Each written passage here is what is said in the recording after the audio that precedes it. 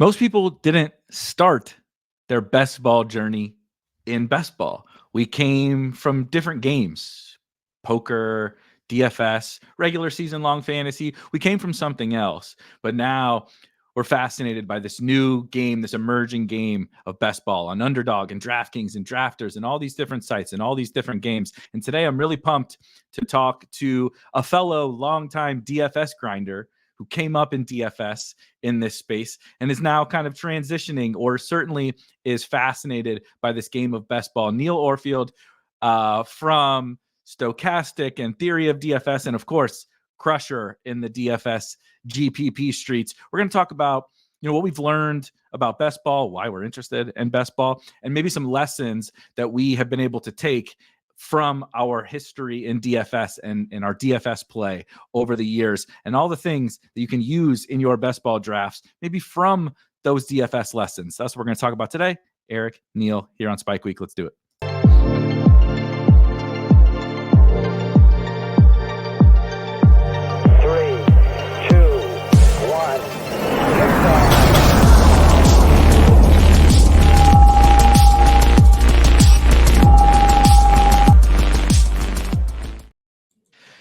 All right, guys, you're here talking a fun subject. I think I've selfishly wanted to talk about this with somebody for a long time. And I don't mean this to sound negative to anyone that I've done tons of content with over the years. And you and I have talked a little bit, on some shows and stuff that you've done in the past.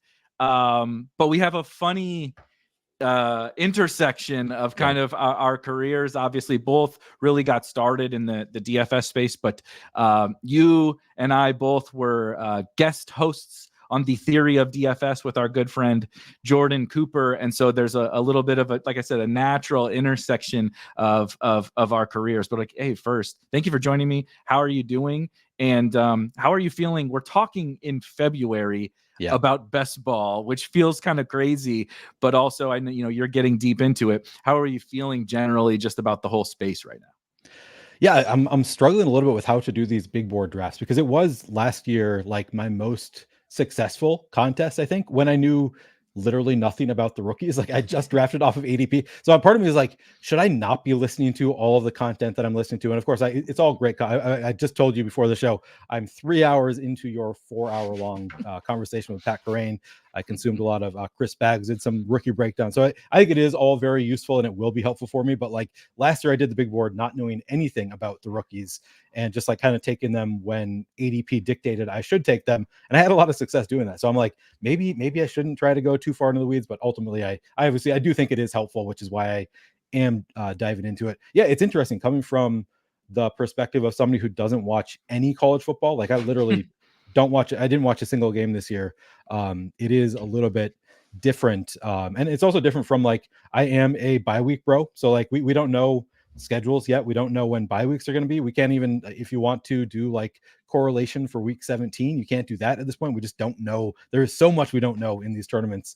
So maybe that's my lesson, is I should be less of a bye week bro, because I had my most success in the contest where you don't really factor in all of that stuff. But I'm really enjoying it. It's cool that they put it out. I think before the Super Bowl even happened, the big board started this year. Kind of nuts. We are true sickos doing best ball right now, but I'm enjoying it. How are you enjoying it? I am enjoying it as well. I told myself, it's funny you bring that up. I didn't have my most success in the big board last year, but I'm trying to rectify that because I don't think I took it serious enough. And I do a lot of, what do you want to call it? Retrospectives or whatever, after the season is over, I'm like processing, the decisions that I made and not even just like, drafting this player or not drafting this player, but being like, what contests did I really dive into? What sites did I really dive into? And like, where maybe are my strengths? Where maybe are my weaknesses? And again, not just like necessarily the results, but like, again, we're going to talk a lot about DFS today. I learned a lot from my DFS in terms of assessing my own play during my DFS career, being like, sometimes I would win money and I look back and I'm like, oh boy, I don't think I played that slate very well, Same. And then sometimes I would lose money and I'm like, I don't know. I'd make that team again. I'd do that again. I think I did a really good job, and especially as I wasn't 150 an MME guy or 150 max guy or anything. I'm building generally most of the time for most sports, most slates, one team on a given slate. Sometimes 3, 5, 10, depending upon just little subtle nuances. They have special contests all the time, right? Maybe you got tickets or whatever. But I think that has helped me a ton. Like right now, which is why I think it's fun to have this convo right now in again, assessing my own play and specific to the big board.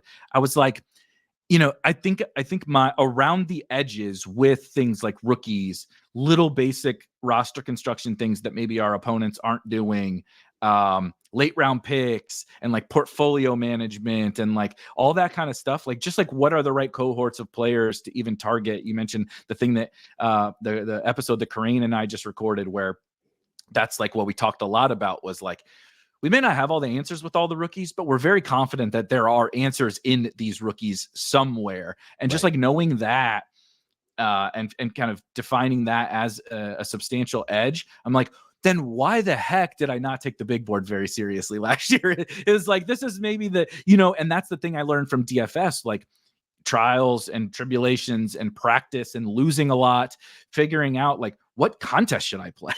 It took me years to figure out even just the basic thing of should I be playing the Millie Maker? Should I be playing, I started on FanDuel. Should I be playing the Sunday Million or should I be playing the single entry, smaller field stuff? And I didn't have any success in DFS at all until I figured that out.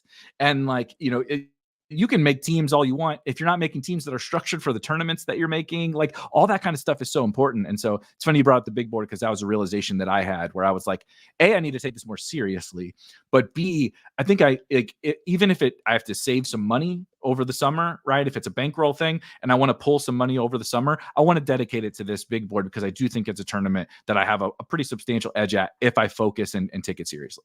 Yeah. So when you brought up the idea of doing this, what can you relate from DFS that transfers over to best ball? My original thought was the buckets that I think of for building lineups in DFS. So I did a showdown article most weeks of this past year, and the buckets that I think about when I'm building particular lineups are projection, correlation, and differentiation. So and then within that, leverage, maybe you can, maybe it's its own bucket, maybe you put it into differentiation, but there's buckets within those lineups. But then as I thought about it more, it's well, there's also contest selection, as you just brought up, is another important thing that you can bring over. And it's not really specific to making your lineups, but it is you can learn lessons from your contest selection, from portfolio management, as you said, is another thing that I think that these are important things to think about, especially if you're going to be playing a lot of volume. Obviously, if you're playing one lineup, you don't really have to think about your portfolio if you're building, one or two lineups. But once you get to, if you're maxing out contests, I think that is kind of something that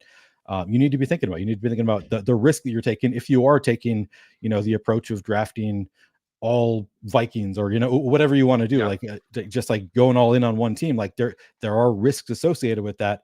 So I think that those are good points to bring up. Is just as you say, contest selection. And that's something that I'm sort of rethinking right now in DFS after I have not had as much success recently in DFS. I think that it has gotten a lot harder. So I'm kind of thinking, well, maybe I need to rethink about, and I, I'm rethinking about a lot of things with DFS, but I think that's one thing that I keep thinking maybe I need to think about the contests that I am playing in, because I typically am just playing the lottos where it's yeah, you can't expect to win all that often. And I'm no longer a 150 max. That was kind of a funny thing. The transition from you to me as the regular guest on Theory of DFS. Jordan went from guy who makes one lineup every week to the guy who's 150 maxing at the time. Yeah. I'm not that guy anymore. I'm no longer 150 maxing. So I'm kind of having those thoughts in DFS. Of course, right now for best ball, totally irrelevant because all we have are the big board and the little board. I've already maxed out the little board, so we really only have one contest for NFL best ball, at least, which is all I'm doing right now. But yeah, these are definitely interesting things to think about. So two things. It's really funny you mentioned the article that you wrote. It's been several years now, but when I was doing really primarily focused on creating DFS content as my job, I think we called it 4 factors or something. We always got to have the cheesy ass names in the content space, right? When it's an article, recurring article, you got to put some stupid I work with John Breslin, Squirrel Patrol, who just, Yep. my God, just crushes. I learn a lot from him, just like I learned a lot from Jordan and you and stuff. But talking to him, I forget what they call it because his name is Squirrel. It's like hitting the nuts or whatever. Yeah. We got to have the stupid cheesy names. I'm like, can we just call it, like something a little more basic? But 4 factors, I believe it was, and we did exactly what you did. I'm trying to remember what even the 4, but yeah, projection. Yeah, like ownership, basically the same thing that you did. And like I put like optionality in there. So like that was mostly relevant for like NBA, right? There's some games tip off at, I'm in Central Time Zone. Sure. That's some a good games one. tip off at 6 p.m. and some games tip off at 9:30 p.m. It's like nobody ever thinks about that as a part of, and I would almost like, people will correlation boost, right? Of course, as you should. NBA, again, a little bit different, but NFL, if a Lamar's in my lineup, Zay Flowers, right, gets a little boost, blah, blah, blah. I would boost later game, depending upon how my lineups, depending upon how ownership was on that slate. I would boost like the late game guys, especially, right? You got the Clippers playing in a late game or whatever. I'm boosting, and Kawhi's questionable.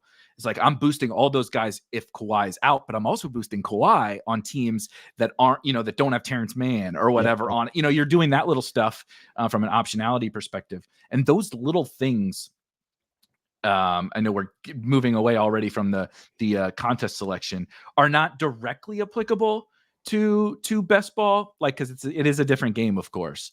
But I've always found constantly I am thinking about something from a best ball, and I'm like, oh yeah, I experienced something during 10 years of DFS. Like, I'll remember like a slate or a decision or something that I made where I'm like, I did it that way in DFS, right? And here's why I did it. And now I'm experiencing something in best ball that's like that, like light bulb moment.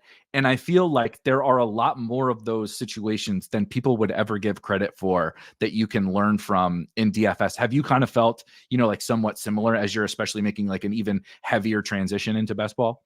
Yeah, absolutely. And part of it is, I mean, the concept we're playing. So like I never played the NFL 10s or whatever, like the cash game type contest. Yep. So we're essentially playing large field tournaments is basically exclusively what I do for best ball, which is also exclusively what I've always done for DFS. So I think it kind of makes sense that it's a lot is going to transfer over just in terms of game theory from DFS to best ball. Like, yeah, I definitely, I'm always applying like what I have learned from DFS to best ball. I think just thinking about the, basically those levers as Jordan calls them. And yeah, I brought up my article, but like, I'm sure I got it from other people. Like I didn't come up with those being the levers as Jordan. None of us have invented the wheel. That is for sure, but it works. The thing works. So yeah, I mean, these are honestly the things that you need to be thinking about. And I think that for you, for me, I think they come pretty naturally. I don't know that some people need to be taught that these are the things to think about, are like ownership. Like some people just really struggle with the concept of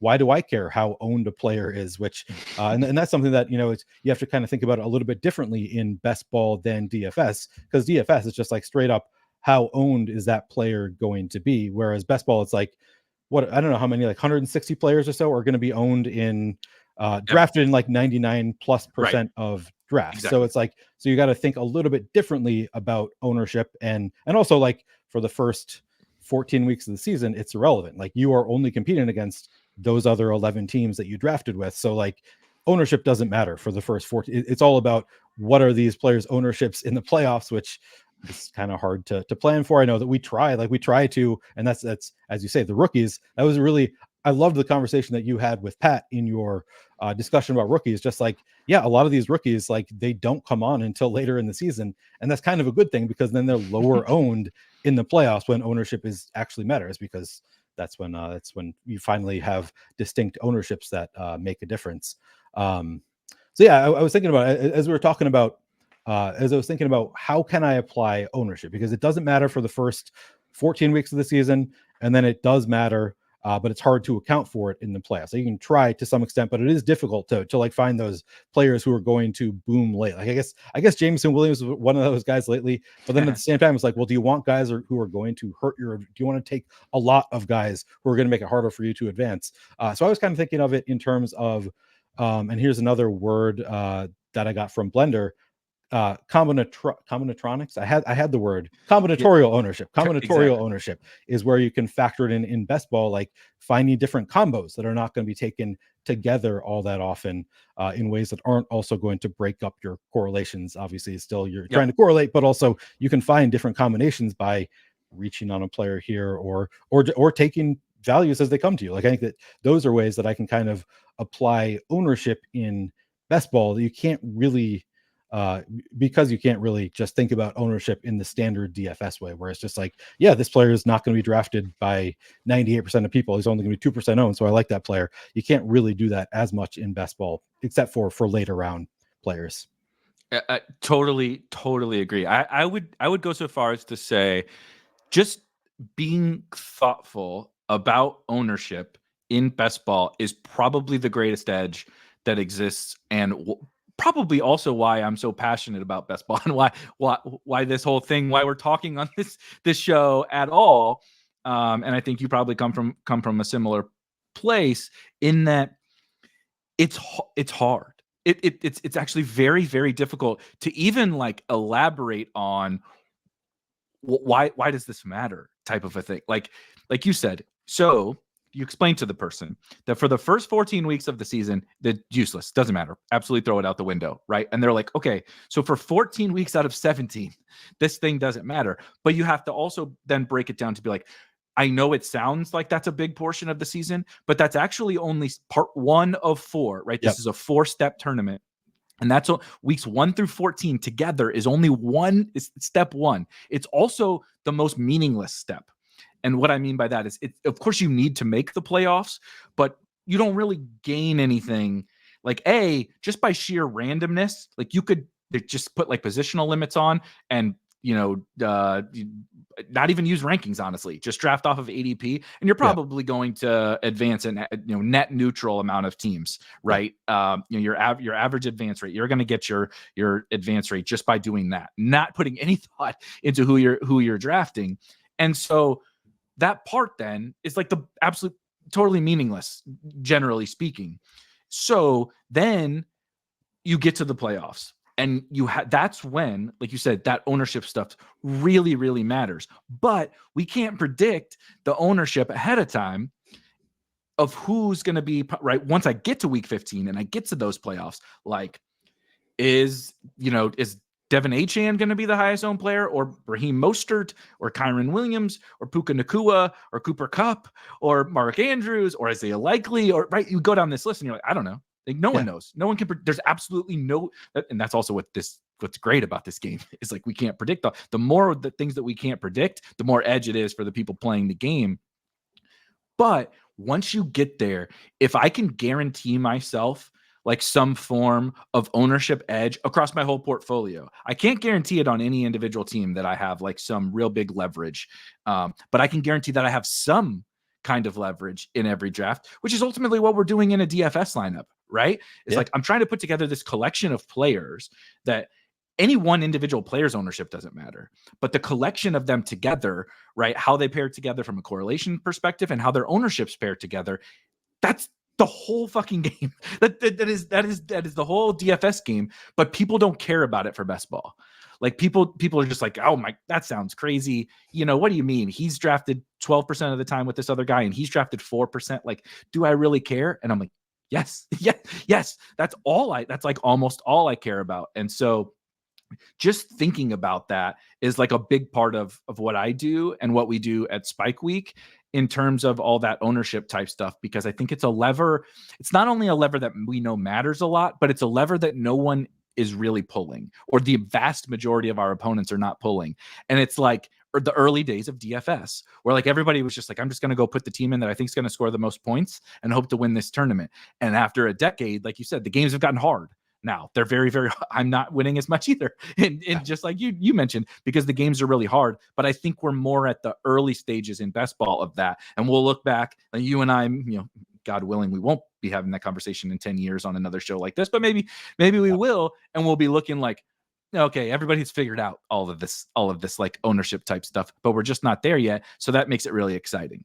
Yeah, we are really early stages. I'm trying to remember what the winning. I meant to look at it before we started. The winning lineup for the regular season of Best Ball Mania and also the playoff, because I'm thinking like the combo of just one example. I mean, the best example I can think of is Tank Dell, Puka Nacua, and Kyron Williams. All three were 18th round ADP, I believe. So I would imagine that trio was extremely low owned.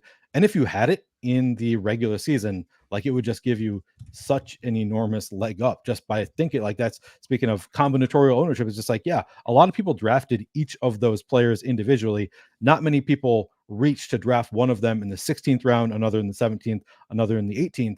And really, like once you get beyond a certain point in the draft, players look pretty similar. Like last round ADP, like a lot of these guys, especially like for me, the rookies right now, I hear you talking about Malik Washington. I hear Spags talking about Johnny Wilson. I see like notes on all these different players. And I'm like, yeah, that sounds amazing. Everybody who's hyping up a guy like this guy sounds great to me. I've never seen any of them play, so I'm kind of taking random darts. But I have gotten more into especially for the big board where we do have, as you said, 20 rounds. So you can take more risk. I've started to sometimes reach a little bit earlier for those last round ADP guys as a way of differentiating, because a lot of people are going to have one of those guys, maybe two of those guys.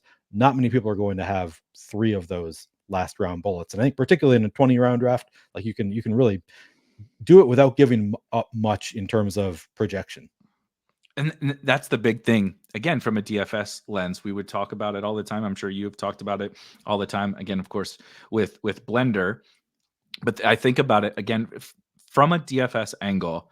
If I can, like what you're describing with the late round picks, that's the easiest. I think the easiest leverage that exists in best ball. Like even somebody that's like never drafted a team could listen to this and go draft a team after, and implement this like really straightforward.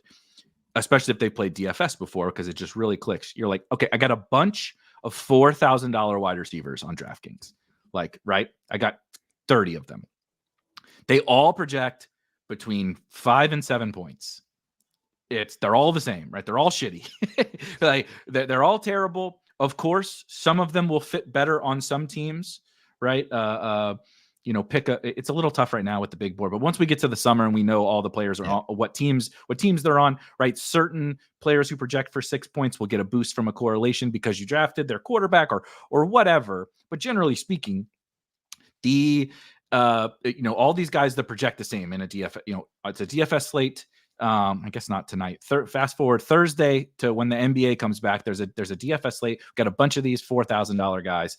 They all project for basically the same amount of points, give or take a little bit, right? So why would I ever, when they all are the same, ultimately, why would I ever play the exact same guys that everyone else is playing? Not only is that not an edge, I'm giving away edge to the other people who don't do what I'm doing, right? I can play two guys and they total project for 10 points. And that's the most popular pairing of two of those $4,000 wide receivers or forwards or whatever. On the flip side, I can play two guys who project for 9.7 points when paired together, and they're paired together 1% of the time. Right. It's like, who would you rather have? The tiniest little bit of projection loss, but the massive leverage gain that you can get from that. And that's your Pook, right? Is it going to hit most of the time? Of course not. Right. But that doesn't mean we don't want to try, because I would love to try and get Tank Dell and Puka Nacua and Kyron Williams on the same team, because that's the fucking dream. That's the absolute dream. And so I just think it's like such an easy and straightforward way to people to come in and be like, okay, how do I apply that? Right. I've played DraftKings, DFS. How do I apply this in my teams? It's like, that's probably the core concept that is really easy to understand and easy to implement in your drafts. Yeah, absolutely. And you can take more darts. So I'm trying to, as we're talking about this, I'm trying to think of examples of right now, like players who are just not drafted in most drafts where like I can see an upside case, like Xavier Hutchinson, I guess maybe is not drafted in that many drafts. And I'm like, he might be the wide receiver 3 for the Texans this year, might have major upside. And I'm also thinking like a difference, I guess, between best ball and DFS is pretty unlikely that a player is going to get hurt during the game and like suddenly their projection jumps a ton. Whereas in best ball, it happens all the time, especially with running backs, which is why I know you like doing zero RB. I do a lot of zero RB too. It's because you have a full season for the running back either to take over, which happens all the time, just like turns out the backup running back was better, so he supplants the starters, or the starter just gets hurt. Like a lot of wear and tear on running backs. So then the backup comes in without any wear and tear, comes in fresh. Suddenly he's a starter and in a great spot. So like it's similar in some ways, and also like the projections are just not nearly as reliable in best ball as DFS because so much changes throughout the season that could make suddenly Xavier Hutchinson is going to get a great opportunity, or Juwan Jennings, maybe, he's never been anything. He's probably not the best example. Probably a rookie is a better example of somebody who is going to come in like we saw with Puka and Tank Dell last year. They came in as rookies, last round guys, not drafted in every draft, and suddenly they are amazing. They're probably more likely to be those guys at the wide receiver position than a guy like Juwan Jennings. He's just popping in my head because he just had a great Super Bowl. But you can kind of take more of those dart throws, especially in a 20-round. I mean, even in an 18-round draft, I think you can. But in a 20-round draft, like you need to be taking those shots on dart throws that nobody else is taking, because you just have so many bullets, so many chances to get something right. You can take a lot of risks. And the crazy thing is, they end up, like, again, using the projection thing, like from DFS, it's like there are undrafted players who, using my $4,000 wide receiver, there are undrafted players who, if we say they all are project for 5 points, right? But a bunch of these guys are drafted in 95% of drafts, right? Yep. Not the guys you listed, but think, I'm trying to even think of an example from last year. Of course, I can't come up with one off the top of my head, but some 18th round wide receiver, the Devontae Parker. I'm just that's good one. Throwing a guy out there. Devontae Parker, right? He projects for 6 points, but he's drafted in 95% of drafts. Most of the time, he gets selected in the 17th or 18th round. There are guys like Puka Nacua who maybe have a wider range of outcomes. But they project, from a median projection, okay, a half a point less, right? A half a point less than Devontae Parker. If I'm applying a DFS principle to it, it's like, it's close enough. Like, he projects for less, which is why he doesn't get drafted in every single draft, right? Which is also why, like, it doesn't mean take Puka in every draft, but to your point, like, I want to spread out my chips on the guys who could be leverage, as opposed to just like, oh, we got to round 17 and Devontae Parker's at the top of the ADP list, so I'm just going to take him. He's the best guy.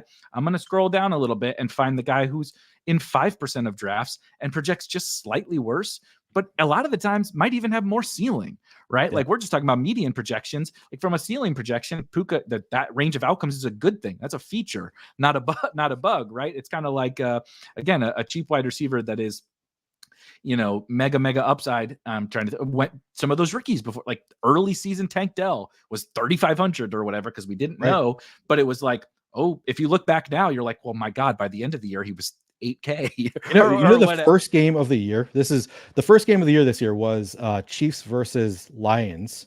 What was the opening night game for the NFL? And Rashee Rice was like sub 2% owned, I believe. And I remember thinking like, oh my God, I am such a fish. Why did I not jam that guy? Like, it was like pretty clear that he had an opportunity, but I didn't. And honestly, I think it was partially because I was doing content and I was like, I can't make a case. I mean, I guess I could have made a case, because it was the case is obvious. Like, this guy is going unowned and we don't know what's going to happen with these Chiefs wide receivers. I made the assumption that like they're not going to put this rookie in right away. He's not going to have many opportunities. It's clearly going to be Sky Moore. Obviously, it's going to be Sky Moore. But it was such a fish thing in retrospect. Like, that was such an obvious play to go to Rashee Rice in the opening night showdown when nobody was playing Rashee Rice. And of course, he scored a touchdown immediately and made us all regret it immediately. But yeah, that's a struggle. Do you ever think about that? I find myself sometimes, so you mentioned like, okay, when I'm targeting these players, I'll sometimes put it in the frame of reference of DFS salary. Yeah. So, like you said, Rashee Rice, week 1, and this is also like the pricing is like ADP, right? So week 1, Rashee Rice is being drafted in the 14th or 15th. I don't remember what his ADP was. It was late. Let's just call it 14th round. So that's, like you said, that's a $3,500 wide receiver, pretty close to min price, but just a little bit higher than min price. But that type of a player, because of what you just said, you can't come up with a reason to tout them, because uncertainty as the reason is not a good reason to most people, right? When you're creating content, when I say you should take him because I have no fucking idea how it's going to turn out, like that doesn't sound good, right? Exactly. They want to hear you should take him because I know how it's going to turn out, and that's not a good sales pitch for Rashee Rice. But in a draft, is like I'm telling you, he's going to be 3,500 in week 1, but in his range of outcomes is being 8K in week 17, right? Devontae Parker is 3,900 in week 1, but his ceiling price is like 4,600, right? Like week 17, the goal, like the dream scenario for Devontae Parker is 4,600. The dream scenario for Rashee Rice is frankly what happened, where he becomes in the 7Ks or whatever he got up to on DraftKings. Like I like to think about it that way. And I find that people that have played a lot of DFS like us, like that will click. It's like, oh yeah, the guy who could be 8K in week 17, drafting him in the 17th round, that seems like a pretty substantial edge when everybody else is drafting. And I've done this. Like I hate myself for it. Like I got some Braxton Berrios teams last year. Like one of my best teams on Underdog was Braxton Berrios. And I was like, because I convinced myself, oh, the correlation, right? I have Tyreek and Tua on this team. Maybe I even have, Andrews. We got our little week 17 thing going on here. Braxton Berrios might be the wide receiver 3 and he was actually the wide receiver 3 for the Dolphins. Matter at all. Yeah. So I was right, but he didn't have that 8K in his range, right? The ceiling price for Braxton Berrios was like 4,200 this year. So like, why would I ever draft that guy when there are guys back there who may just bottom out at 3K, right? They may never get off that floor of 3K, but they also might get to 7,500 and like thinking about it that way has helped me a lot. And like the only way to do that is from having played DFS. Yeah, I really like that idea of thinking about the potential salary range of outcomes. I guess so for me, and that's something that I probably have not done particularly well in the past, because I definitely drafted some Devontae Parker last year and some Kendrick Bourne. Like I took these guys thinking like, well, we don't know who the Patriots wide receiver 1 is going to be, so I'll just take the shots on these guys. Like maybe they have the shot range of outcome to be the Patriots wide receiver 1 in the 18th round. Like that would be great. So maybe it's something I need to work on is the evaluation of what a player's range of outcome actually is, which I think I'm getting better at the longer I play best ball. Like play these contests where you're taking guys 18th round, 20th round, late round guys, kind of figuring out what the range of outcomes is for some of these guys. But that can also be a little bit difficult. It's just figuring out like I don't know. I mean, I clearly did not have Kyren Williams, this range of outcomes. One of my bigger mistakes, and I don't even know to what extent I played it wrong, but I drafted a lot of Rico Dowdle rather than Kyren Williams, because in my mind, Rico Dowdle, first of all, not getting drafted much at all. Kyren was drafted just a little bit more than Rico Dowdle, so it wasn't like a huge edge there. But to me, it was like, well, what's going to happen when he hits? Like he is the Cowboys running back 2. That like all the reports where he's the Cowboys running back 2. If Tony Pollard gets hurt, suddenly he's going to be in an amazing situation in this awesome offense. And I didn't know anything about his talent. He has a cool name, so it sounds like I could be good, but who knows? Whereas Kyren Williams, like I was like, everything I've heard about him is just kind of a plodding running back. Like, sure, maybe he can get in the game. Like I know a lot of really sharp people took a lot of Kyren Williams, but everything I heard was like, yeah, he's not that fast. He's not that athletic. So to me, it was like, okay, he's the running back 2 in what I don't think is going to be a very good offense. Like Matthew Stafford probably going to get hurt during the year. So I made the bet on, well, I think the Cowboys are going to be the better offense. And Rico Dowdle is going to be low owned. And of course it was totally wrong. Like Kyren is clearly a good NFL running back, like good enough that he was getting all of the reps. The Rams offense was a lot better than I thought. And of course, Cam Akers, I should have factored in that Cam Akers didn't get along with Sean McVay. Yeah. He didn't get along with Sean McVay and was going to get cut after week 1 or traded, whatever it was. So that was just an example of like trying to think through like, okay, where can I find a low owned play? And of course, didn't work out with Rico Dowdle because Tony Pollard played, I think, every single game. Every game. So like you wouldn't know that he did by looking at his box scores, but yes, he did actually play every single game. What a disastrous year for Tony Pollard. But it's funny you bring that up because that's one going back to like what we were talking about at close to the very beginning of analyzing your DFS play and being like, I don't know, I think I played it fine. Like, was it maybe perfect, right? Should I maybe have mixed in some Kyren Williams, right? So instead, again, just making up numbers. Instead of playing 20% Dowdle and 0% Kyren on this slate, I should have done 15 and 5, or something like that. I think that, that kind of assessment would be fine. But I also think identifying Rico Dowdle was like good. Like you did it checked every box that Kyren kind of checked ultimately. Right. It was, like you said, okay, definitely not drafted in every draft. They were both, I don't have it in front of me, but we do have, we have the actual data as well as we project ownership at the end, the draft rate of all those players at the end. I would venture to guess very, very similar, somewhere in the range of 25 to 30% draft rate for both of those guys. They are backup running backs on varying levels of quality offenses in situations where both would probably become workhorses, if things shake out their way. So they have that range of outcomes of using their DFS price. If something happens to Tony Pollard, there absolutely can become a scenario Rico Dowdle is a $7,500 running back, right, in week 17. But the same thing also could happen. I mean, Jesus, Kyren became like a $9,000 He's a first running round back pick this year. Which is just absolutely wild. But I don't even think, like, it's easy to say it worked out this way, so I was wrong. Right. But I don't know that that's necessarily, totally true.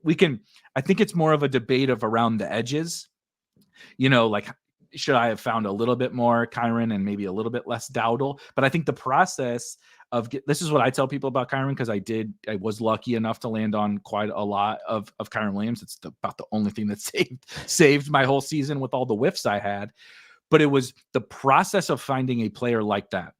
Let's say you landed on Eli Mitchell a couple of years ago, right? I think it was his rookie season. He was really lowly drafted and ended up being the 49ers starting running back. When you land on someone like an Eli Mitchell, the process by which it led you there is going to make you a better player and like moving forward regardless. And that's how I feel about Dowdle. That's how I feel about Kyren. That's how I feel about Puka, Tank Dell. If your process led you to even just drafting those guys at all, I think you're on the right track. You can beat yourself up about it, and you can analyze how much you should take of all of those guys. Right. But I think you're absolutely on the right path to the types of players that you should be drafting back there, as opposed to, Deuce Vaughn. People were drafting Deuce Vaughn to use the Cowboys. Like, people were drafting the wrong Cowboys running back, like just straight up wrong, for whatever reason, and probably the wrong kind of player. I mean, Deuce Vaughn is fun, but 150-pound running back in the NFL is probably not going to get very far. But I think that's a lesson from we have to be able to treat best ball a little bit like DFS, in that, look, it's one slate. We only get to do this thing once a year, and the results are going to be chaos, right? Tony Pollard happened to stay healthy. Cam Akers happened to piss Sean McVay off again. Right. And he liked Kyren more than we thought. And we found that out late. But it's like, that's okay. Like, if we played the DFS slate on a Sunday and we screwed it up, or the results just didn't work out in our favor, we played Dowdle over Kyren, like, we'd be like, okay, lesson learned, I'm going to move on to next week. But I'm going to keep trying to play it right. But in best ball, like, because it only happens once a year, we beat ourselves up so bad, even though the decisions we might have made were not necessarily super wrong. And that's hard. It's hard in DFS for sure. But I find it even harder in best ball to, like, I want to learn lessons, but I want to make sure I'm learning actual lessons. I'm not just attaching myself to the results. Right. I don't want to learn the wrong lessons here. Like, I don't want to change the process that led me to Rico Dowdle just because Kyren Williams was such a smash last year. I will say, so like, I feel like I evolved throughout last year's best ball process, in that early on I was drafting a lot of Cordarrelle Patterson. Like, he was a guy who was like, oh, well, he could be like, he's a, a dynamic player, but it was like, what really was the ceiling for Cordarrelle Patterson? I don't really know what it was. After they drafted Bijan, especially, it was like,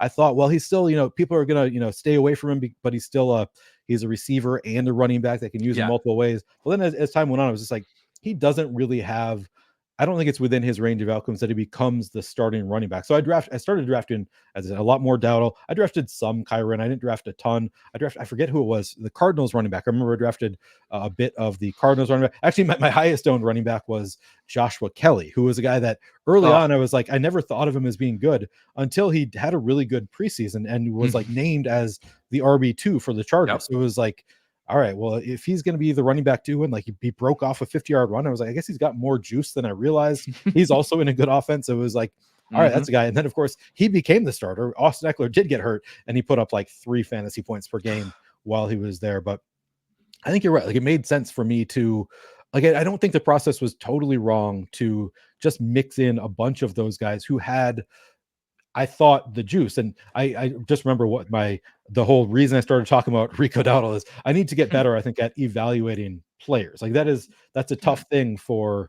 the next step, I think, in my best ball is the actual player evaluation. I think that I'm pretty good at just the things that are transferable from DFS over to best ball. But I think that I tend to draft more for situation than for like my actual thoughts on players, which is something that I'm working on. And largely what how I'm working on that is listening to other content, which, I enjoy best ball content. As I said, I'm listening to you and Karain. I've listened to some Spags content, a lot of good best ball content out there, I think. So that's one way to try and, work on player evaluation. I also liked what you and Pat said from that standpoint in your video of like, just watch the highlights. That is, I feel like people do poo-poo it so much that I've been like hesitant to be that guy who like just goes and watches the highlights, because I'm like, well, I'm going to fall in love with this guy based on his highlight reel. But I think it is good advice. Like, why not? Just like, if you watch all their highlight reels, then you can compare them to each other. Like, what does this guy do versus what that guy does?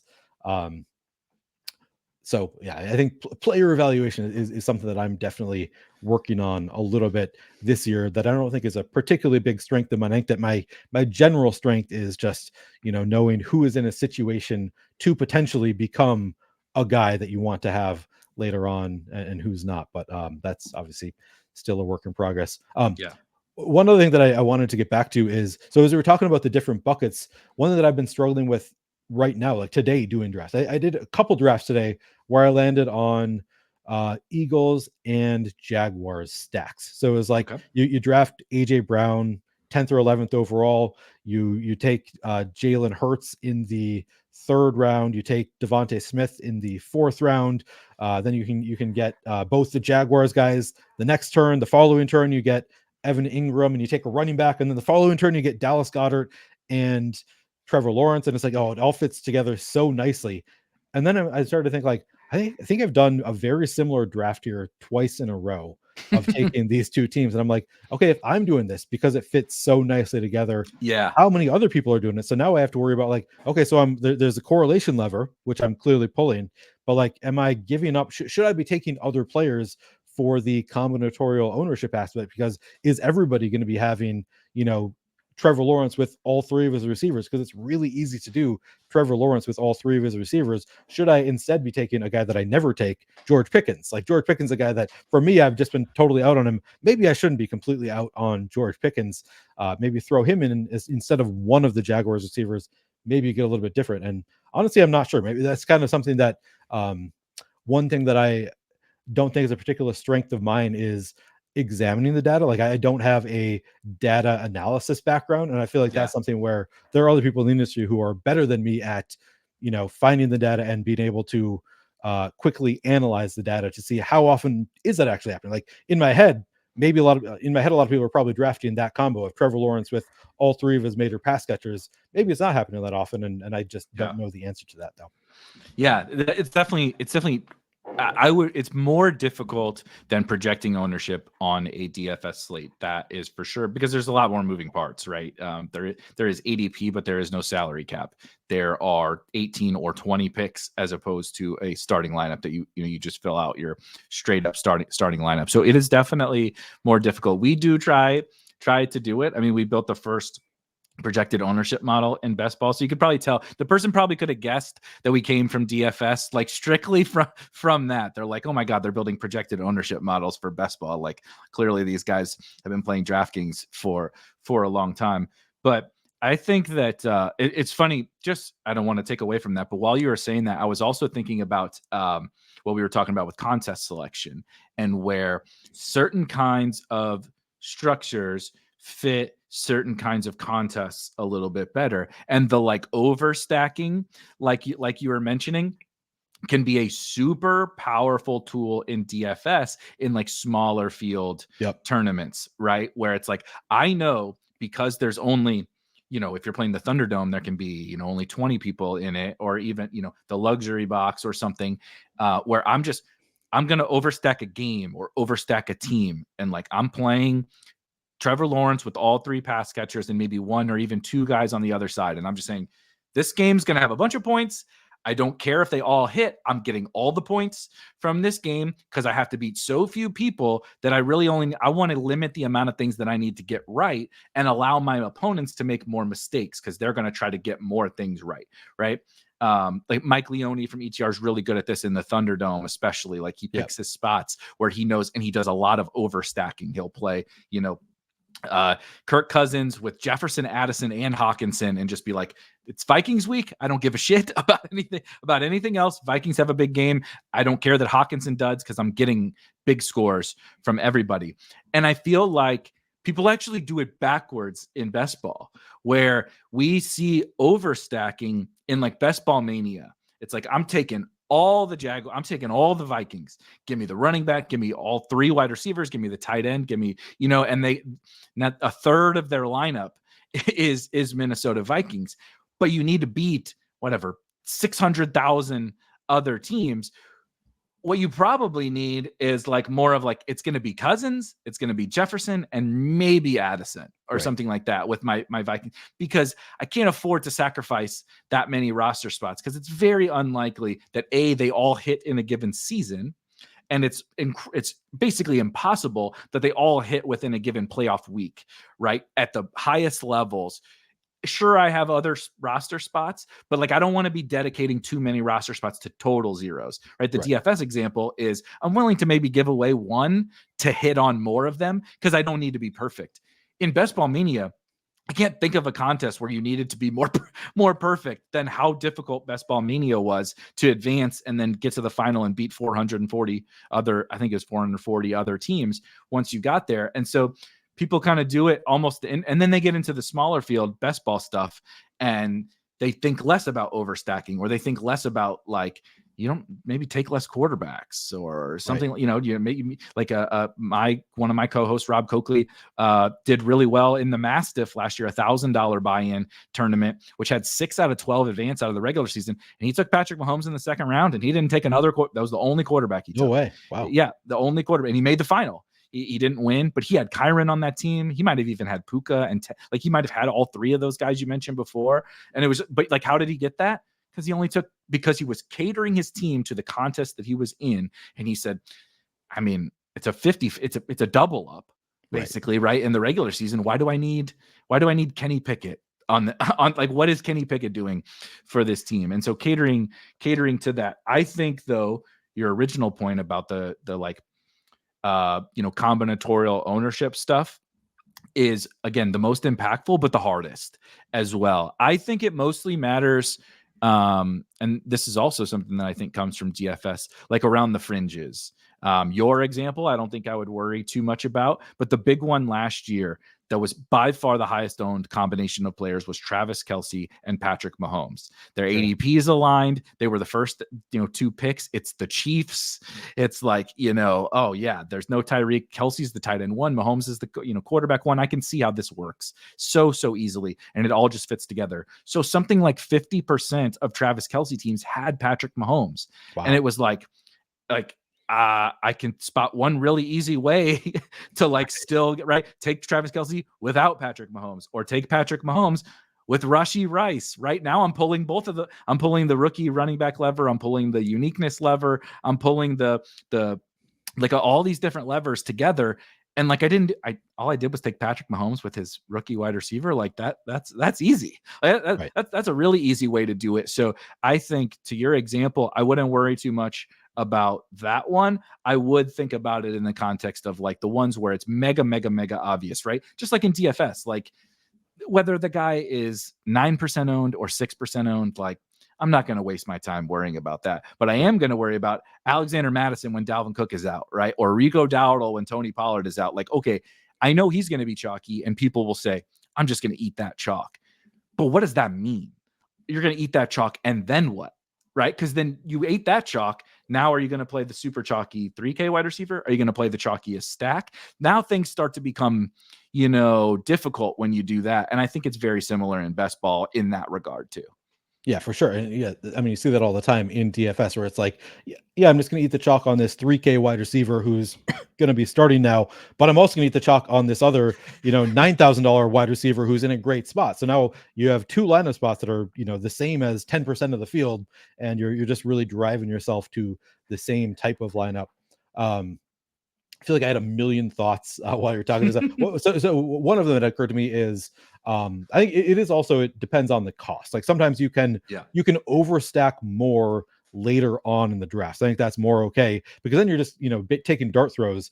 Whereas the examples of Mahomes and Kelsey was like you had to take them in the first and third round. So it's like you are spending a lot on those players. And it reminded me of one of the more interesting. So I did a best ball show last year with Jacob Sanderson, and we had that conversation where we got Jamar Chase with the 102.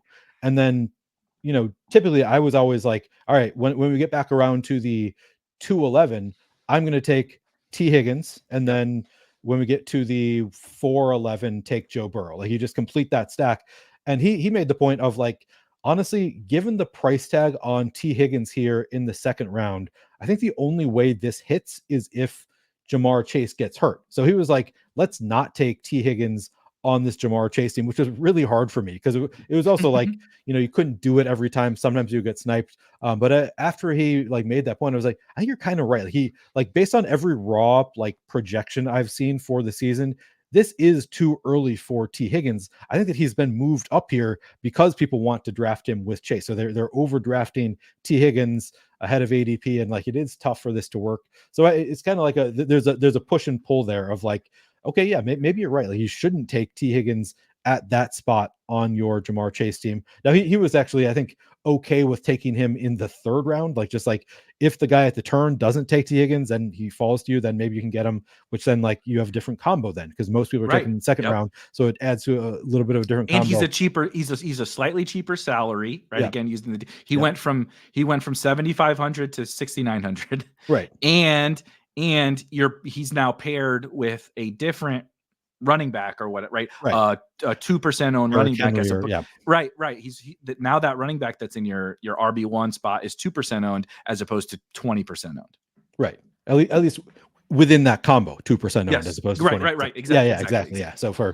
So it's always an interesting, and it's the same thing in DFS. It's always a push and pull of like, okay, I want to correlate as much as possible, but obviously you don't want in DFS, you're not going to take the quarterback with 4 pass catchers on like a regular size slate. So like it's always a push and pull of like, okay, I want to correlate with my quarterback, obviously. And then I remember you saying this on High Stakes that you think that people overstack in best ball, which I struggle with that. And I guess as I said, I think it really does come down to salary because I think that it's totally fine to overstack late because you're just taking dart throws. Yep.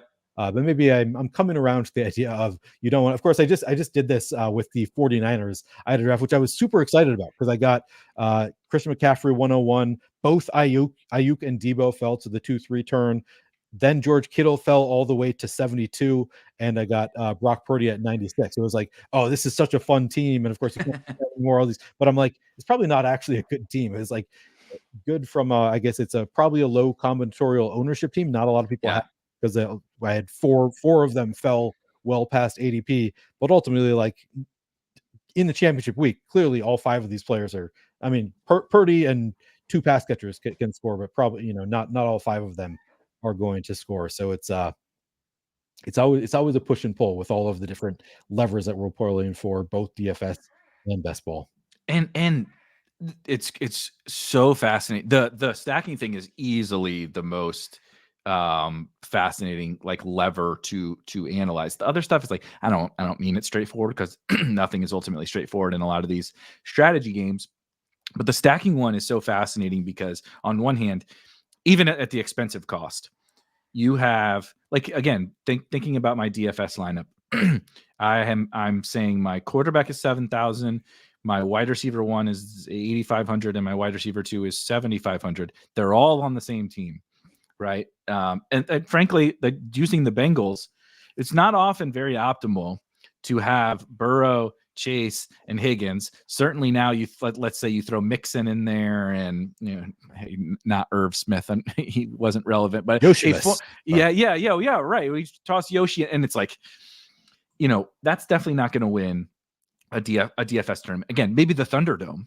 It might win the Thunderdome because but it's not going to win, the Millie Maker. Like, you just know that going in. If you've played DFS at all, maybe if it's your first time, you haven't figured that out, but you'll learn. You lose enough, just like I did. You'll learn eventually. But in best ball, of course, the argument is, well, I have other.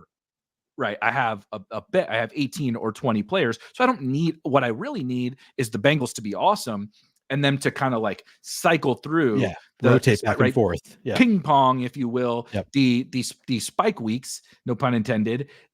And that is powerful. That is, like, I like to call it, like, manufacturing leverage is a lot of what we're doing with all of this stuff. I'm trying to find ways that I can guarantee, basically, if I draft all the Bengals, I'm going to and they hit, I'm going to have some form of leverage, like if I make it to week 17, right? Because it just can't be that, like, maybe Burrow and one of the wide receivers are very popular because they have that big game in week 16 or week 15 or whatever.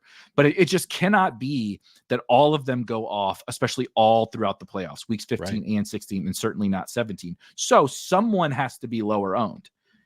But at when does that leverage exceed the other levers that we're trying to pull, right? The cost and the combinatorial, right? All of that stuff. And there is no, that's what's beautiful about this game, is there is no absolute right or wrong answer. We actually did some research, I think last summer or 2 summers ago. I can't remember it. This best ball thing's getting out of hand.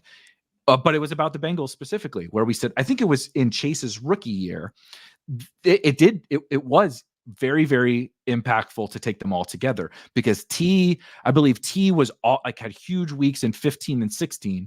And then week 17, Jamar Chase was absolutely the guy you needed. He had 4 or 5 touchdowns or whatever against the Chiefs in that game. And so it was like, but he was low owned. Jamar Chase was low owned. So how was a way you could get to week 17 and get there with a low owned Jamar Chase? It's like, well, take them both, right? Take T and take Chase and then take Burrow. And now you've got it.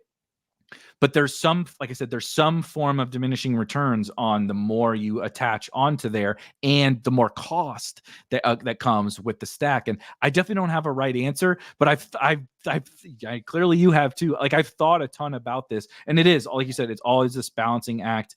And I also think, kind of lastly, how much of your portfolio you put into that. I think, like some number of that 49er stack is good. I feel like I can say that definitively. How much do I want of that stack? I don't know. It's going back to, like, the efficient ownership versus raw ownership, right? Like in DFS, I care what a guy should be owned compared to what he is owned, not necessarily what just his ownership is. And that's where I feel about this exact thing too. I'm trying to figure out how much. I'm pretty sure I can spell out a good case that this is a good thing to do on X number of teams, but what is that X number of teams is what I'm really trying to figure out. Yeah, absolutely. Yeah, that's a good point. And speaking of the buckets and combinatorial ownership versus correlation, that also comes into play for me for the week 17 thing. And I think I probably overestimate the number of people who are correlating for week 17 because of the content I assume I consume. So this year I'm like, maybe I need to be doing a little bit more of it, just because it's something that I've always like pushed back on a little bit, because I'm like, you don't even do it for DFS. Like, you're trying to correlate for a game that's happening 17 weeks out. Like, it's just so like low on my priority list. Like, not a complete non-priority. I would guess I have significantly more week 17 correlation than your average drafter, but also, like, it's not something that I like necessitate in every draft. Like, I'm not like forcing it for every draft, having that week 17 correlation, in part because I overestimate the number of people that are doing it, because the more people that are doing it, well, then suddenly it's like, now if you're doing it and Karane's doing it, you're going to have the same teams because you're forcing the same combos there. Well, now the combinatorial ownership is going up on that combo of players, but ultimately it's probably not nearly as prevalent as I think it is, which is where I think data analysis is probably helpful, and something that maybe I need to work on, or maybe we have enough people doing it on the case already that we're gonna solve that. But something that I think at this point is still kind of unsolved, like how many people are doing it. So what is the combinatorial ownership on the Cowboys and Lions? Like last year, it was really easy to do Amon-Ra St. Brown with one of CeeDee Lamb or Tony Pollard. So a ton of people had those combos of those teams, which worked out really well this year. But yeah, it's hard. At least I don't know. Maybe you've already done the research. I'm sure somebody is working on the research of how many people are doing the week 17 run backs, because that affects like whether I want to be doing it, is how many other people are doing it. Yeah, it's similar to how I feel about it in DFS actually. DFS, it has maybe reached the point though of it's pretty efficient. I think I used to think, and maybe this is why I am not making as much money in DFS anymore, but because back then it was. So there's multiple tangible benefits to something like a game stack, which is what we're talking about with week 17, right? The bringbacks and with a game stack in DFS, it is, and this is somewhat true in best ball as well. It's also paths to getting outsized gains on lower owned, again, combinatorial ownership, but lower owned pieces along with a game. A game can bring along players, right? That's the correlation boost type stuff. A game environment can bring along additional players that also give you savings to afford, right? Yoshivas, including Andre Yoshivas as your last round pick in a stack of what Bengals and the Chiefs play in week 17 again. Sure. Let's just say that, right? You got Chase, you got Burrow, you tossed Pacheco in there or whatever, and then you tossed in Yoshivas at the end. It's like, well, he catches, Burrow throws for 4 touchdowns, Chase gets 2 of them, Yoshivas gets 2 of them. It's like that kind of the game blowing up, the Bengals blowing up. Well, now the Chiefs are going to throw more, so Pacheco, is catching, Pacheco ends up catching 9 passes. He only projected for 2.5 catches or whatever, but the game environments, elevates his ceiling. That is a huge benefit, certainly in DFS, right? Bringing along, I like to do that. I like to bring along like that cheap guy. Generally, the tight end. Actually, I prefer to do it with the tight end because it's like this. They all suck. They're all going to be low scoring. Let's bring that guy along and just say he gets there because of the game, not because of him. He's often a lot lower owned. So I try to think about it that way in best ball a lot. Again, using my DFS brain, I'm like, okay, there's clearly benefits to like the Chase, T, Burrow, right? Mix in all that kind of stuff. But it's also, there are ways that I could probably get a lot of the same effect in a maybe more advantageous way, right? Like Yoshivas or the tight end or something like that can make a lot more sense in that build, or the tight end on the opposite side, right? So my best team this past year in Best Ball Mania did have a game stack of Ravens Dolphins, which I wouldn't classify it as what you needed, but it was pretty close. Lamar was the highest scoring quarterback. Zay Flowers had a big game. And then I didn't have any other. I drafted a lot of Mark Andrews, and luckily he wasn't on this team. I had Jalen Waddle, who missed week 17, but I also brought along Devon Achane. Oh, nice. And so he ended up being a good pick, like just in general, but also Raheem Mostert ended up being out in that game. And again, using the DFS parallel, Achane was like right there with CMC, Kyron as like the highest projecting running backs in that game. So bringing guys along and getting lucky, which is ultimately what happened with Achane, the impacts on that lineup are so huge. And so I still tend to side with like allowing myself to get less things right, because in best ball, especially with the bench, with 18 or 20 roster spots, I kind of think of it as a free roll, right? It's like, I got other running backs. This game doesn't have to blow up. Like Waddle and Achane could have sucked, but Lamar and Zay are awesome. I still got 6 other running backs. Right. You know what I mean? In DFS, it's like, it's got to be real precise here. You know what I mean? Like because I don't have a bench, like I don't have backup players that can come in for my starters. So I try to think about it in best ball through the fact that like, I want to use the DFS principles, but I also want to understand that the game is a little bit different, and how can I balance that is very, very hard. But that's what I'm trying to think through, like while I'm drafting the team. I will say it's also helpful. Like an ancillary benefit is just like portfolio management. Like I feel like it gets you out of your take lock. Like, and it's part of the reason that I like to do that I'm a bye week bro is also partially like, well, normally I'm always going to take Yoshivas in the 18th round, but I already have 3 wide receivers with that bye week, so I'm going to take a different wide receiver instead. Yeah, I think that it's kind of that can also open that way with the week 17 correlation of just like, well, normally I would take this guy, but these guys, I have them tiered together. And even though I prefer this guy, I'm going to take this other guy instead, which maybe happened with HN. Like maybe you took him over somebody that you right. preferred, or at least it could happen where it's just like you spread out your exposures a little bit more, which, you can argue whether that's a good thing or not. I like to spread out my exposures as somebody who doesn't have like really strong player takes. Like, I don't think that is my strongest suit, but I still end up having them. Like I end up, like I said, taking a lot of Rico Dowdle. Well, maybe if I was a week 17 bro, maybe I would have taken more Kyron. I mean, it would have been in Giants lineup, so it would have sucked anyway. But Yeah. maybe you can land on some different player exposures by focusing on that week 17, which it's not really something that applies to DFS. I guess it does kind of in DFS also, because you have the bring back. You're doing the same thing. You're taking Hmm. a bring back that players that you wouldn't also. So there are kind of ancillary benefits to your portfolio, um, added to the lineup specific benefits. 100%. It's a really nice way, like you said, to not get take lock, and it it comes naturally in DFS because, like you said, you're it's much more math based and spreadsheet based, and best ball is much more vibes based Yeah. because, like you said, it's not that a projection means nothing. I like to use the concept of a projection to drive decision making in best ball more so than the practicality of, like, the practicality Right. of a projection in DFS is like mass. It's like everything, right? Yeah.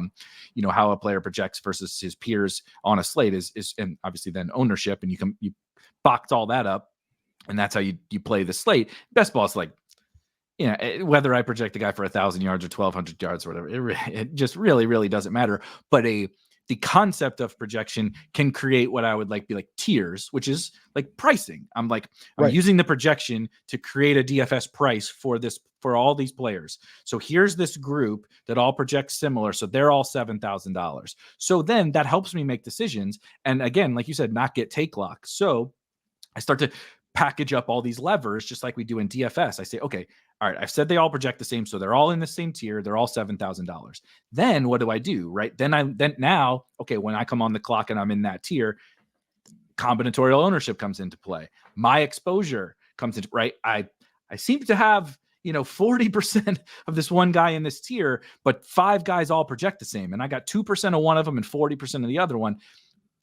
That projection concept, that DFS pricing concept, leads me to be like, I should probably smooth this thing out a Yeah. little bit. Then you also, like you said, then you also have the correlation stuff. Is like, how do I make my portfolio better without having to be the world's best predictor of players, which is like that doesn't I mean, I'm sure there's somebody out there that's just better at You it than can all of have an us. edge. But Yeah. yeah, you can have an edge, but someone find me the guy who can really just beat the market consistently in the player takes. Like, I got some oceanfront property to sell you here in Yeah. St. Louis, but you can use these levers to like create this portfolio. And I do think that's, like, from a DFS angle, again, is one that like is a powerful tool that I think the casual best ball player who hasn't played DFS and probably struggles with that a lot more. Where like you and I coming from that, I think it's a big edge that we just like stepped in right away with some of these little levers that we've just been pulling, like not even thinking about it for years in DFS. And so then you start pulling them in your best ball drafts too. Whereas the other person, like you said, just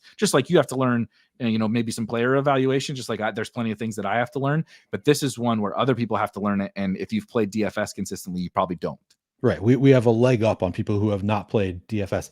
It's funny. I've had the conversation with my wife a few times when like explaining best ball, just like talking through best ball to her. She comes to the conclusion pretty regularly. It sounds like it's just all luck. It's just all, and I'm like, no, I swear to God, like I swear there's bigger edge here, and Yeah. it's hard because it's like, yeah, there is a full season for things to go wrong, and I'm like, oh, a guy I have in 20% of my best ball lineups just got ruled out for the rest of the season. Like, yeah, that sucks, but at the end of the day, it's like, I feel like there's like, it's like early days DFS, and you were talking about like efficient ownership, like you're trying to find exploit. Like you and I are both, I think, exploitative DFS players, we're trying Yep. to take advantage of the field making mistakes. Well, DFS is getting to the point where it feels like ownership is hard to exploit. Like it is so efficient, not always, but a lot of the time it's like Yep. MLB particularly is like trying to do stacks in MLB. It's just like, yep, everything is perfectly efficiently owned. The field has gotten so much better. Whereas best ball, like there's just still such massive edges. You see people all the time taking 5 quarterbacks, even though they took 2 in the first 3 rounds. It's just like there are so many people making massive mistakes. I feel like just using these DFS principles, we don't have to be the best in the world to have, plus EV lineups are going to be good long term and be long term, hopefully profitable players, at least in Sklansky terms. Yes.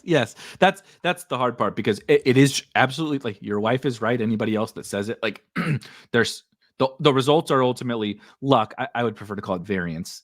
Sure. It's absurd variance. The game in and of itself is, I mean, it's absolutely insane. Like you said, like, I will go to my grave that J.K. Dobbins was arguably the best pick in 2023 drafts at his cost. Especially, he like fell over the summer. That's why I got crazy overweight. I was like, I like this guy in the 4th round. Now he's going in the 7th. How do I stop? Like, and he was doing well in week 1. He was exactly. Doing well. I also played him in my DFS lineups in week 1. I ruined it. Let's just say I feel fairly responsible for the demise of J.K. Dobbins, with all the best ball ownership and DFS ownership in week 1. But like, it could absolutely be true. I could be right. He was the best pick in the whole player pool. I was right. He was the biggest edge, and he got hurt in week 1, so it doesn't fucking matter. Like it doesn't matter at all, right? It's like a DFS slate where you play a running back, right, who gets hurt on the first drive is like, you might have been right, but it doesn't matter in the results, because the variance just didn't play out in your favor. But people misapply the things like luck and variance to say that there's not skill or there's not edges that exist. A lot of the times when something is really high variance, the edges can be that's what I believe about best ball. Actually, they're more pronounced in the edges, because everyone can't wrap their head around how much variance there is and what does that mean? Like, what does that variance mean? And that's where all this ownership shit and all these levers that we keep talking about, why does it matter? It's specifically because the variance is so high and our opponents are not thinking about that variance. Whereas, why are we saying that the DFS edge has sort of dried up? It's because all of our opponents, that's all they're thinking about is they're playing it like a game theory game, not a prediction game. But best ball players are playing it like a prediction game and not a game theory game. And so it's like, that is specifically our edge. Will I win this year, or will I ever win in 20 years? I don't know. It's only 20 slates. I've lost 20 DFS slates in a row. Lots of times. All the time. Yeah, it happens all the time. So if I do it in best ball, does that mean I was wrong? No. Does that mean I'm bad? No. But it does mean I might be getting my money in good. And that kind of goes back to the making sure we're taking away all the right lessons from the things that we're trying to do. And I feel like, again, that having played, a decade plus worth of DFS has helped hone in that specific skill set. I want to ask a question that I had sort of forgotten earlier. You mentioned zero RB, so of course you hit close to my heart. That's easy way to get onto my good side is to say that you draft a lot of zero RB. I have learned, to people who understand DFS, explaining zero running back to them through DFS terms is like one of the best ways to be like, this is why you need to do this, is because I'm going to give you running backs who cost $3,000 and $4,000 in week 1, but they're going to cost $8,000 in week 17 on the week 17 slate. But you don't have to pay $8,000 for them. You get to pay $3,000, and you get to reap the benefits when they become $8,000 in week 17. Or maybe they didn't become $8,000, but they became the highest owned player on that DFS slate because the guy in front of them is out, right? He got hurt in week 16. Right. So in week 17, I have this other guy. But then you basically got, everybody else is playing with $50,000 in salary cap. You got like 80. You got like 80,000 in salary cap because you still got Justin Jefferson. You still got Tyler because you didn't have to pay that. And then you might have gotten low ownership, right? What if I could guarantee you that you could have Kyron Williams $4,000. I'm dating myself. The running backs haven't been $3,000 in a long time. Yeah. You get $4,000 Kyren Williams, guaranteed sub 10% ownership, and you only have to spend $4,000, but he's worth $8,000. And you get to, so then you get all the impacts of that, right? You get Jefferson and Tyreek and all that kind of stuff. Doesn't that sound much better to you? Like if I could show up with that team in week 17 versus the $50,000 team that's like, I'm just playing the same $50,000 game that everybody else is. There's one way and one way only to build a team that can access that $80,000 or $100,000 lineup, and it's zero running back. And yet everybody, because again, like the uncertainty that you talked about before, because of that, people run away from it. And I'm like, no, run towards the light. I don't know what's in that light, but you need to run towards it because that's how you get the $100,000 team. So the counterpoint would obviously be, well, why couldn't it be a wide receiver who, spikes in the final weeks, and we like Tank Dell and Puka Nacua this year, but that's just so much less common. Like this year in particular, like it was like beyond round 11. If you look at all of the wide receivers beyond round, I don't know what they're 11 or 12, it was like nobody hit. Like it was like there was like 4 wide receivers who you were like at all happy that you drafted, whereas there were tons of running backs. I mean, Raheem Mostert early on was a last round pick. Also, obviously you have Kyren Williams, and there were Rico Dowdle. Achane was reasonably cheap. I'm trying to think of some other guys. Maybe. Jalen Warren was okay priced. I actually used he didn't even get the benefit of an injury, but I used Tyler Algier's score in both week 16 and week 17, and like he was pretty cheap. Yeah, to your point, there's Singletary. Singletary, awesome. Yeah, awesome pick that comes on late. Zamir White coming on late with no Josh Jacobs. Ty Chandler. Ty Chandler, another one. I mean, you mentioned like Josh Kelly. It's like there's guys who gained the opportunity but didn't hit from it, but they still gained. Like there was a week this year where Josh Kelly was the highest owned player on a DFS slate. He didn't do shit because he sucks and the Chargers suck. And shout out to me for falling on that banana or stepping on that banana peel. But in best ball and in DFS, but like how many times does that happen? Like you said, the wide receiver path he's just so much better than we think, which is good. Like you can typically rookies, and we want to draft those guys. You should draft those guys, but from a structural perspective, like you can draft those guys and draft zero running back. You know what I mean? There's ways to have your cake and eat it too, but I think people are just. They're still like it's like we defined one of the most optimal DFS roster constructions, and people are just saying no. It's like no. We solved like the cash game construction, and you're not interested in doing it. You're just going to lose. You know what I mean? And it's not that's not what it is with zero running back.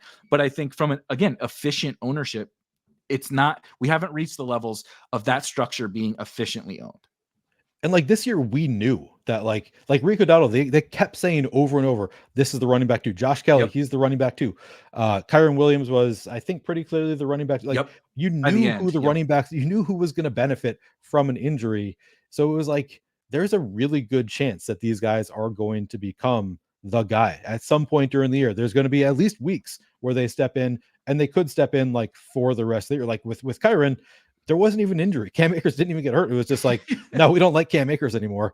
Kyron's the guy now. And suddenly he's getting, 25 touches a game. And that happens every year, every single year. And that's something that, going back, early fantasy football days, not best ball, not DFS, just fantasy football. I talk about how in college I won the championship in both leagues, both cross country leagues, whatever. I just drafted Larry Johnson. It was just like very clear to me.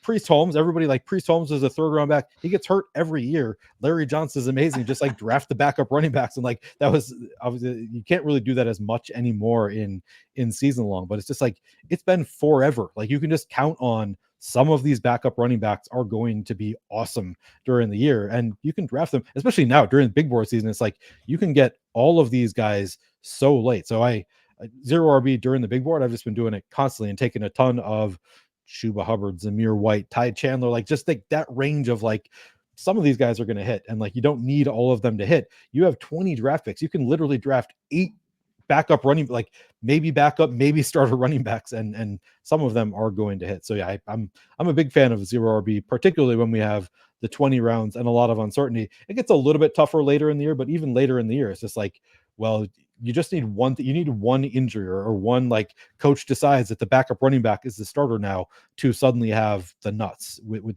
the late round running back.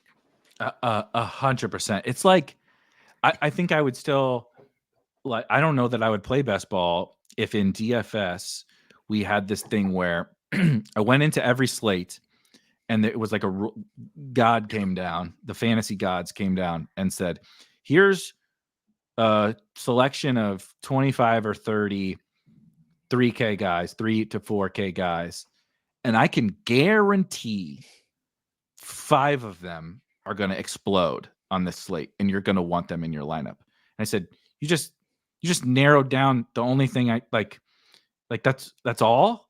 Like, so I just need to get overweight on 30 players and like I'm like it's a lock that I make money. Like, right. You've just that's the easiest game of all time. And we have that. We have 2 things. We have the basically backup running backs or like ambiguous backfield situations like Mostert, right? I would include like a Raheem Mostert in there where it's like, I mean, we know one of the Dolphins running backs is going to be good. May not know which one, but there's only 3. So like, okay, we got that narrowed down to 3, right? 33% chance we pick right. And then there's all these backups. Plus, like the rookies, like I can guarantee that 1 out of these 40 guys, more like 10 out of these 40 guys are going to be really, you want them on your teams. It's like we've narrowed down the pool to these 2 cohorts where I'm like, I know there's like, that's like where all the winners are. Yep. But then you also said, but your opponents are not gonna get overweight those guys, right? I can tell you that your opponents are gonna draft these guys, 8% of the time. I'm like, so I can just draft them like 15 and like guarantee I got my money in good from this one. Like I don't have to do shit else. Right. Like that sounds amazing, And that's where we are with best ball. And again, it's hard to wrap your head around when you try to explain to somebody 0 RB rookies, blah, blah, blah. Cause they'll just be like, well, what about this? Or my favorite question, aren't you worried about this? I'm like, yes. If you've ever asked me, aren't you worried? The answer is yes. Every single time. I'm worried about all of it. I was worried about Cam Akers. I'm worried that Kyron Williams runs a slower 40 than you and I do. I'm worried about all of that shit. But like, here's XYZ why I don't care. And I'm just going to draft these guys because of what I just outlined. And it's like, it's the beauty of this game and where we're at with this game right now is that we know certain edges exist and the field is just like, nope, not interested, interested at all. And even people who've been playing for many years now, like you still see people on Twitter pushing back on the 0 RB idea who are like veterans in the best ball space. And I'm like, how can you like, we've seen it win so much now. I think it won regular and last year, like Christian McCaffrey was awesome. Like every week didn't get hurt, like played the entire season, was the guy. And I don't think he was in the winning lineup. Nope. Maybe So it wins even when like the top running backs are awesome. And I don't know if there are other running backs who were awesome early round. I think most of them didn't hit, but that also is not uncommon for running backs right. Because running backs get hurt all the time. So it was almost an outlier to have Christian McCaffrey playing every game with the usage that he was getting as well. It's like, I gotta say, you brought up the Dolphins. I was playing that completely wrong. I got so lucky that they came out in August and said that Jeff Wilson was hurt. Like it was like out of nowhere, like, oh yeah, Jeff Wilson. Yeah, I'm not sure.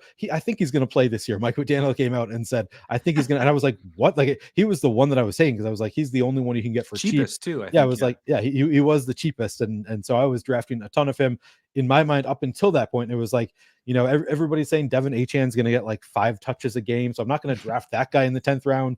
And then Raheem Mostert, he's 31 injury history. I was like, I'm not drafting that guy. So I was completely out until they came out until Jeff Wilson was hurt. And I ended up overweight to both Devin Achan and Raheem Mostert, but that was honestly kind of luck on my part.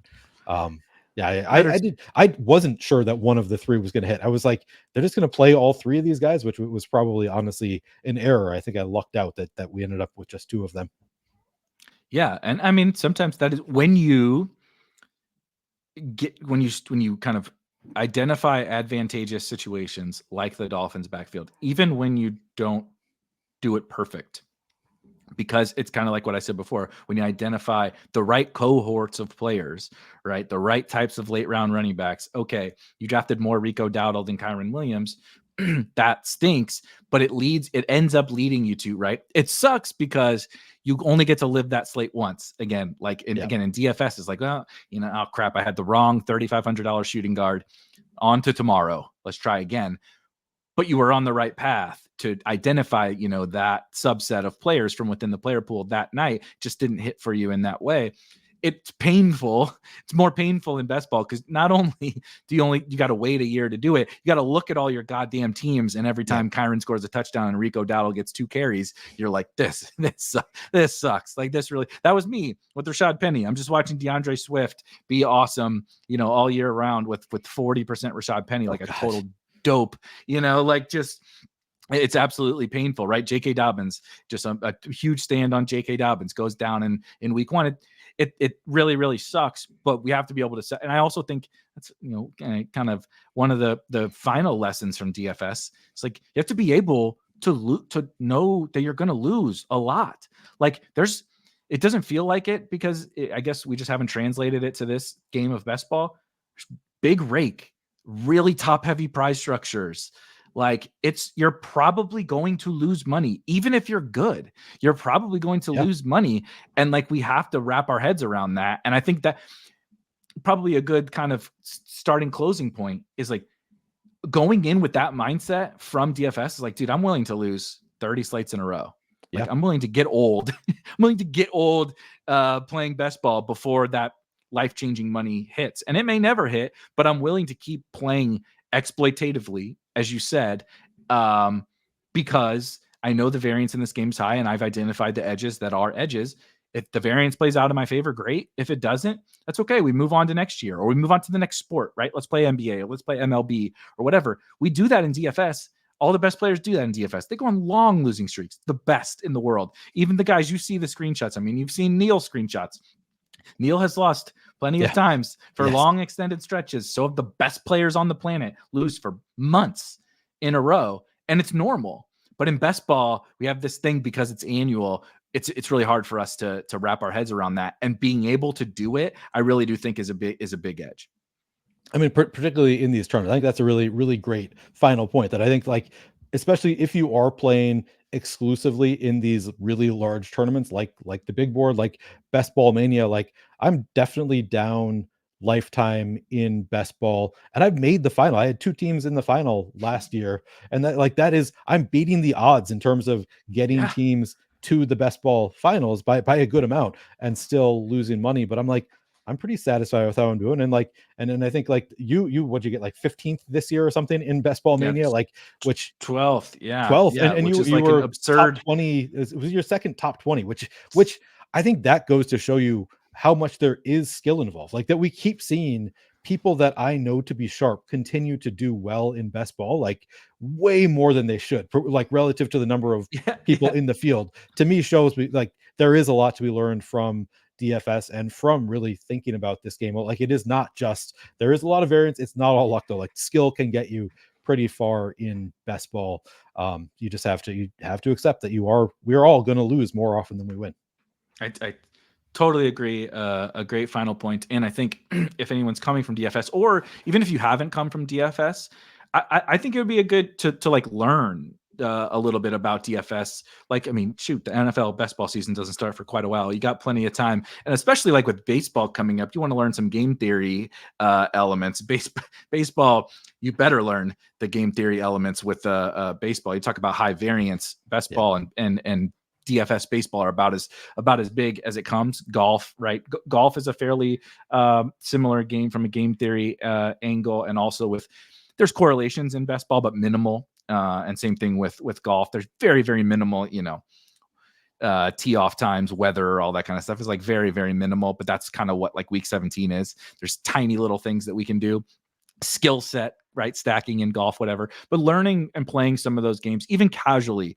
I really do think like every time I talk to somebody, I'm like, if I'm giving you examples from DFS and like you understand it, I think you're far ahead of so many people. Even if you're not the world's, you don't have to be a great DFS player, but the lessons that you can take away from there are just absolutely massive.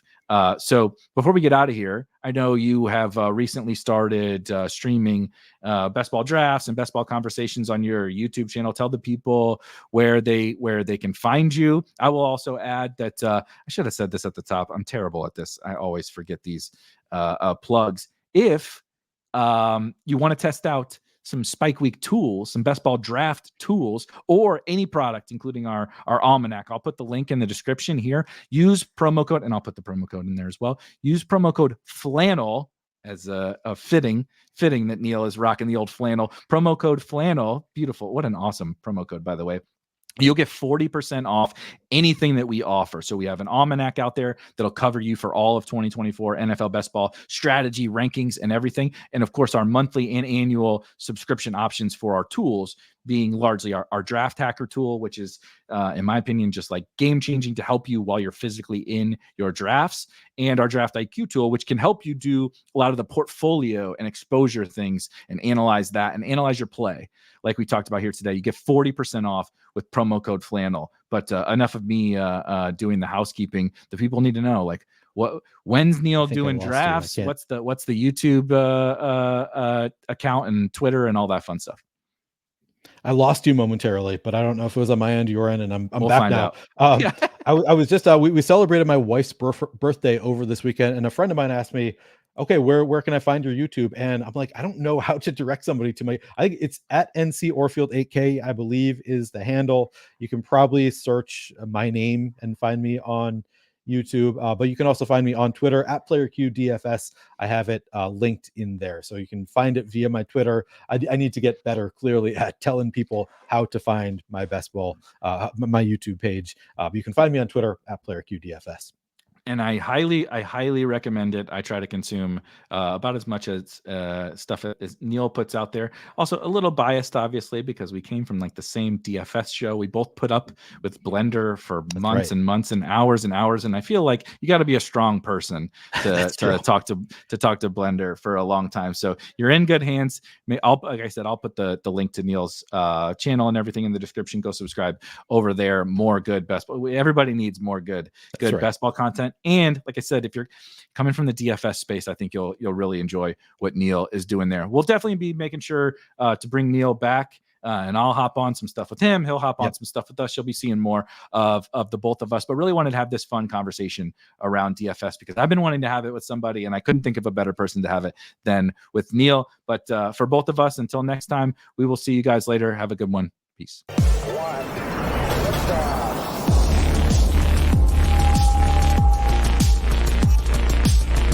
Woo! Those were some spicy takes. Want to stay up to date with all of the other spicy takes we're going to have over here at Spike Week? Why don't you press that subscribe button below? You turn notifications on, we draft a team, boom, you know about it. We have another spicy take, boom, you know about it. You can be there. You can draft with us. You want to stay up to date? That's how you do it. All right, we'll catch you later next time here at Spike Week.